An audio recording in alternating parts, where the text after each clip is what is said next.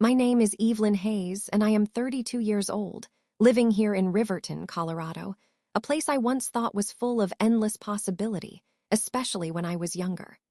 My life used to be a steady hum of activity, a constant juggling act of work, school events, grocery runs, and trying to keep our small home looking presentable.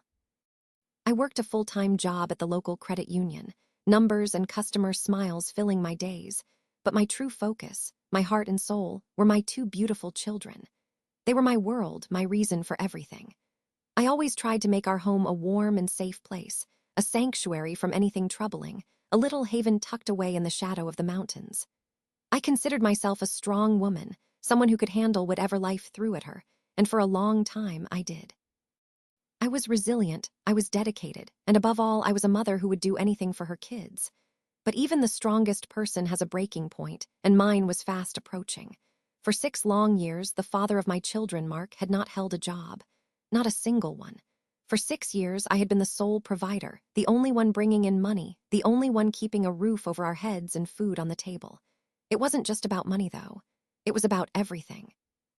He didn't contribute to the household chores, barely lifted a finger to help with the children, and mostly just existed in a cloud of his own making upstairs. I had slowly become his mother, too, constantly reminding him, asking him, pleading with him to be a partner, to be a father, to simply be present. But my words seemed to float right past him, unheard. The weight of it all was crushing me, but I kept pushing forward, always for the children. Then, about a year ago, things took a turn for the worse. His mental health started to unravel. He began to see things that weren't there, hear voices that no one else could, and worst of all, he started to accuse me of things I never said or did, fabricating entire conversations in his mind. He refused to seek any help, no matter how many times I begged him to talk to someone, to get some support. His refusal felt like a final insult, a definitive statement that he wasn't going to change, and I couldn't live like that anymore. I couldn't let my children grow up in a home filled with such unpredictable behavior and constant tension. The time had come for me to make a very difficult decision. I had to leave. I spent an entire week carefully, secretly, packing up our belongings, moving them bit by bit into a new apartment I had found on the other side of town. Mark remained mostly oblivious, spending his days upstairs, only descending to use the bathroom or to ask, "What's for dinner, Evelyn?" His lack of awareness during such a massive shift in our lives was both a blessing and a torment. It made the logistics easier, but it also underscored how completely disconnected he was from reality and from our family. Finally, the day came for the last load. I had planned to take my new television, my soundbar, and my PlayStation 5, items I had purchased myself, piece by piece, saving up from my paycheck to give us a little bit of comfort and fun. But when I began to move them, Mark suddenly appeared, blocking my path, his eyes flashing with an anger I rarely saw. He started arguing with me, yelling that I was not taking his television, his soundbar, or his PlayStation 5 out of his house. He actually claimed they were his because he had contributed a measly $200 toward the $1,500 setup. The sheer nerve of it, after all those years of me paying for everything, was astounding. For a moment, I wanted to fight him, to scream back, to remind him of every single thing I had paid for, every sacrifice I had made. But then I looked at my children, who were waiting safely in the car outside, strapped in and ready to go. Their safety and peace of mind were all that truly mattered. I didn't want to cause a scene, to escalate the conflict in front of them, even if they couldn't see it directly. So I didn't put up much of a fight. I calmly told him he could keep them. All I truly needed was the internet router, so I could set up Wi-Fi at our new apartment. With that in hand, I walked out, leaving him standing there amidst the boxes and the electronics he now claimed as his own. I had been truly worried about his response to my leaving, fearing a volatile outburst or a desperate plea. But to my surprise and my great relief, it was a smooth transition. I got the children settled, bought them new, smaller televisions for their rooms, and focused on making our new place feel like home, a fresh start. Life in our new place was quieter, more peaceful, and slowly, surely, we began to heal. The children thrived in the stable environment, and I felt a heavy weight lift from my shoulders.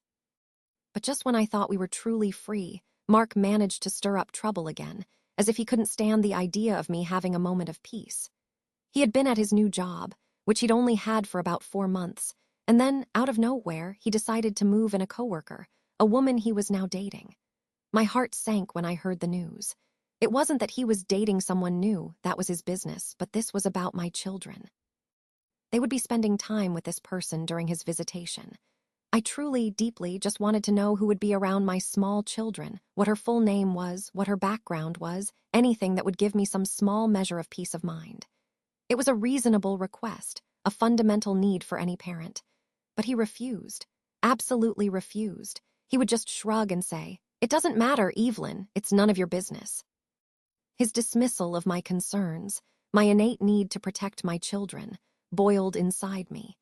It was another instance of him trying to control the situation, to keep me in the dark, and to deny me the basic respect I deserved as a co-parent. The problem felt bigger now because it wasn't just about me and Mark anymore. It directly impacted my children's well-being and my peace of mind. I felt a renewed sense of helplessness, the old frustration creeping back in, making me feel as if I was still trapped in his tangled web. I had tried to reason with him, to explain my fears calmly, but it was like talking to a wall. He just wouldn't budge. All my efforts to simply gather information, to ensure my children's safety, were being blocked by his stubborn refusal. I felt like I was back at square one, and all the progress I thought I had made felt like it was slipping away.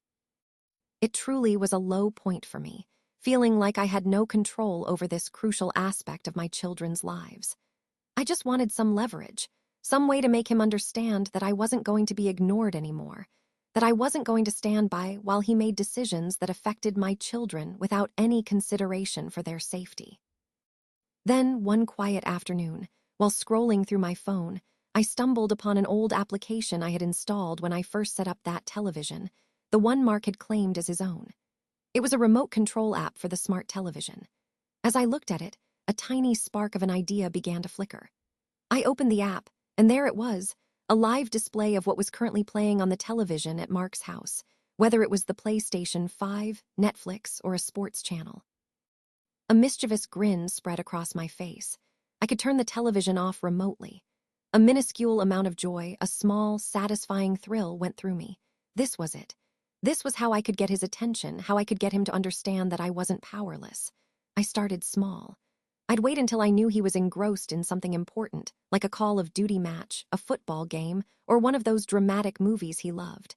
Then, with a tap of my finger, I would send the signal. The television would simply go black, right in the middle of a crucial play or a tense moment. I imagined his frustration, his confusion, his muttering, and it brought me a sense of quiet satisfaction. It wasn't mean-spirited or harmful, but it was incredibly annoying, and it was targeted directly at something he cared about, his entertainment. I figured when he decided to give me the information I asked for about his new girlfriend, he could have his television back without these mysterious interruptions. The first time I did it, during a really important baseball game, I actually giggled. He called me immediately, demanding to know if I had done something to the cable box, accusing me of sabotaging his game. I feigned ignorance, saying I had no idea what he was talking about, that maybe his old television was just acting up. He grumbled, but he didn't connect the dots. I continued this little game for nearly 24 hours, a continuous stream of haunted, possessed television shenanigans. I would change the channel to something completely random, sometimes put it on a warm picture mode, or turn the volume all the way down, then all the way up, before finally shutting it off. It was a delightful, if petty, form of revenge, making me feel like I finally had a tiny bit of control back, a small victory in a battle where I usually felt outmatched. I enjoyed every second of watching the television's status change on my phone's screen, knowing I was causing him a moment of irritation, a slice of the frustration I had felt for so long. But then, the unexpected happened. My little game came to an abrupt halt. I opened the app, eager for my next act of remote mischief, and the television simply wasn't there. It showed as disconnected, offline. He had finally figured it out. He must have realized what was happening, and in a fit of rage or frustration, he disconnected the television from the wireless internet. Oh, sad day, I thought to myself, a small sigh escaping my lips. No more remote playtime until it was reconnected. My small, satisfying revenge had been thwarted.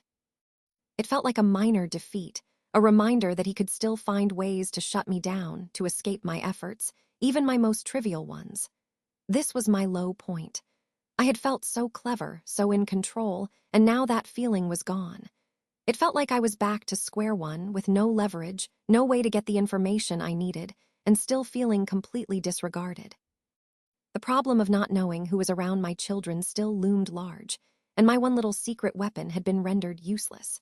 It left me feeling frustrated and deflated, wondering if I would ever truly be free of his constant interference in my life and the lives of my children. All my progress against his external obstacles and my internal struggle to find some peace felt like it had been for nothing.